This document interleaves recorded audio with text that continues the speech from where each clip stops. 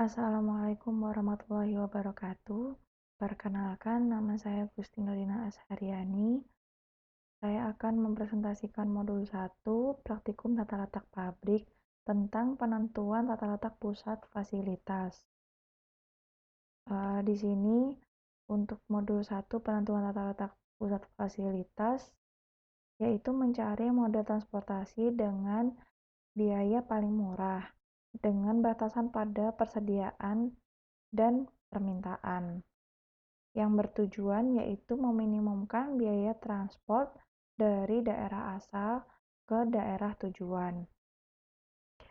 Dalam penentuan tata letak pusat fasilitas di sini, pemilihan alternatif lokasi pabrik melalui dua analisa, yaitu metode pertama yaitu metode NWCR dan yang kedua metode FAM. Untuk data awal yang digunakan yaitu ada 3 data. Yang pertama data demand, yaitu data kebutuhan. Data demand di sini diambil dari data praktikum P3 sebelumnya. Lalu untuk di sini data supply, yaitu untuk pabrik A diambil dari periode 4 tahun pertama. Dari 4 tahun pertama, jumlah dari periode 1 sampai periode 4. Lalu pabrik B, jumlah demand periode 5 sampai dengan periode 8. Dan pabrik C, jumlah demand dari periode 9 sampai 12. Untuk data biaya transportasi, diambil nilai secara random. Setelah didapatkan data awal, barulah dianalisa menggunakan metode NWCR dan FAM. Metode Northwest Corner Rules Method atau NWCR yaitu metode yang menggunakan penyelesaiannya dimulai dari pojok kiri atas. Pojok kiri atas dari tabel transportasi. Di sini telah dibuat tabel transportasi dengan demand dan supply yang telah diketahui serta mencantumkan biaya transportasi untuk masing-masing periode dan pabrik. Untuk kolom yang kita isi pertama yaitu kolom di pojok kiri atas, yaitu kolom yang berisikan nilai 12 sebanyak kebutuhan yang diminta yaitu 3032. Lalu kita lanjutkan ke kolom berikutnya dengan mempertimbangkan nilai supply sampai nilai supply terpenuhi. Di sini kita dapatkan nilai supply terpenuhi hingga kolom keempat.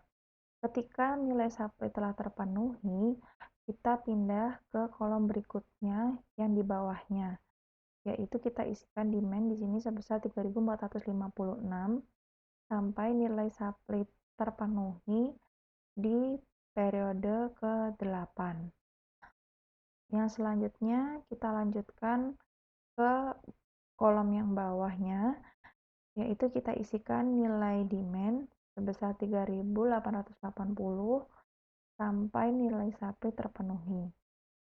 Ketika seluruh nilai demand dan supply telah terpenuhi, barulah kita dapat mencari biaya transportasi dengan mengkalikan nilai demand dengan nilai biaya transportasi.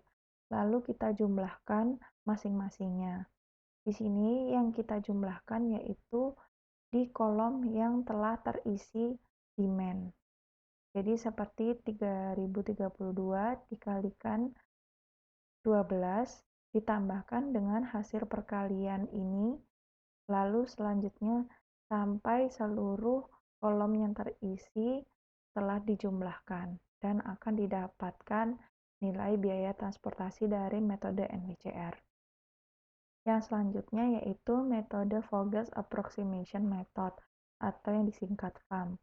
Untuk prosedur penyelesaian Vogel Approximation Method ini dilihat dari selisih dua biaya terkecil. Ini kita tambahkan dulu baris dan kolom selisih, di bawahnya demand dan di supply, di sampingnya tabel supply.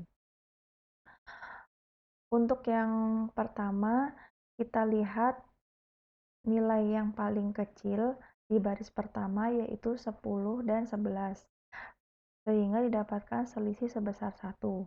Untuk baris yang kedua, kita dapat melihat di sini nilai yang terkecil adalah 10 dan 11, didapatkan selisih 1. Dan untuk baris yang ketiga, didapatkan juga nilai terkecil yaitu 11 dan 10, didapatkan selisih sebesar 1. Hal itu juga dilakukan setiap kolomnya, seperti di kolom pertama, yaitu nilai 12 dan 17, dengan nilai selisih 5. Seluruh kolom dilakukan dengan langkah tersebut, dan akhirnya didapatkan masing-masing selisih dari kolom dan baris.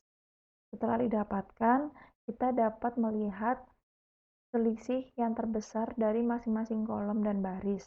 Kita dapatkan di periode ketiga, yaitu dengan selisih sebesar 12.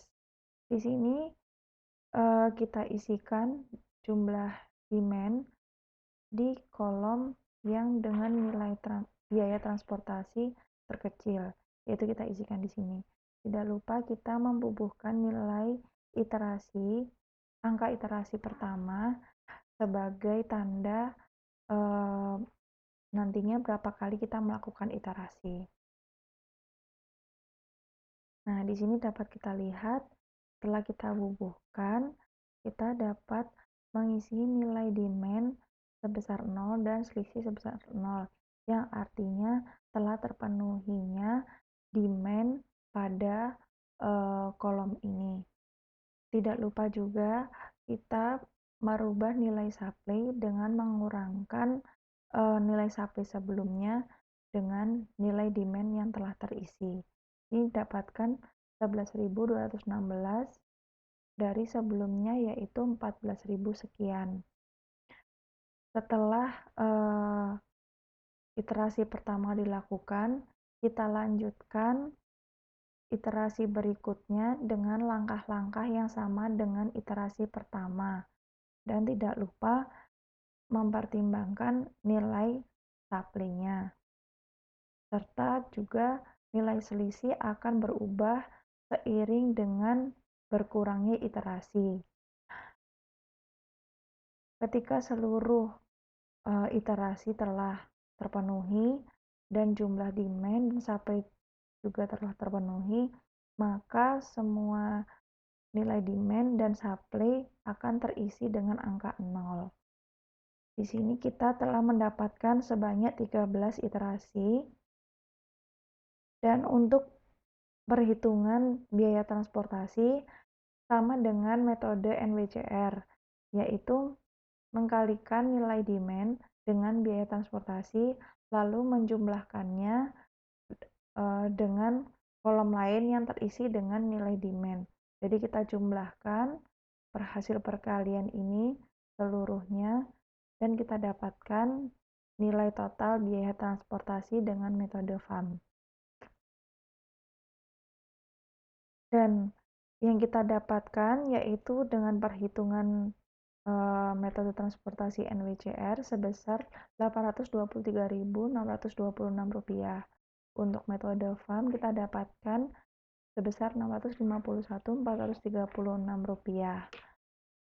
Dapat dilihat nilai biaya transportasi dengan metode FAM lebih kecil daripada nilai biaya transportasi dengan metode NWCR, sehingga dapat diambil kesimpulan bahwa nilai biaya transportasi dengan metode FAM adalah nilai yang dipilih dengan nilai biaya transportasi yang terkecil, sehingga juga dapat diambil kesimpulan metode FAM adalah metode yang lebih efektif daripada metode NWCR dalam penentuan alternatif lokasi tata letak pabrik. Demikian yang dapat saya jelaskan. Terima kasih. Wassalamualaikum warahmatullahi wabarakatuh. Assalamualaikum warahmatullahi wabarakatuh. Saya Priyawan Sambodo, NIM 07, mencoba untuk meringkas apa yang berada di modul 2. Modul 2 memiliki tujuan yaitu peta kerja adalah suatu yang menggambarkan kegiatan kerja secara sistematis. Dan yang kedua adalah pengertian dari desain produk. Desain produk adalah rancangan barang atau jasa yang hendak dibuat agar diterima dan memuaskan konsumen sasaran serta tak mudah ditiru oleh kompetitor. Dan berikut adalah contoh gambar yang kami buat menggunakan Google SketchUp. Dan analisis dari modul 4 adalah pada proses operasi memiliki 3 bagian proses produksinya, yaitu pada rangka, dudukan, dan sandaran. Diketahui bahwa total hasil inspeksi sebanyak 7 inspeksi dan memiliki total waktu 28 menit. Diketahui jumlah proses operasi sebanyak 11 operasi dengan waktu total 90 menit. Dan penyimpanan sebanyak 1 kali di akhir dengan waktu tidak diketahui karena dapat disimpan sesuai kebutuhan. Kurang lebihnya saya mohon maaf. Assalamualaikum warahmatullahi wabarakatuh.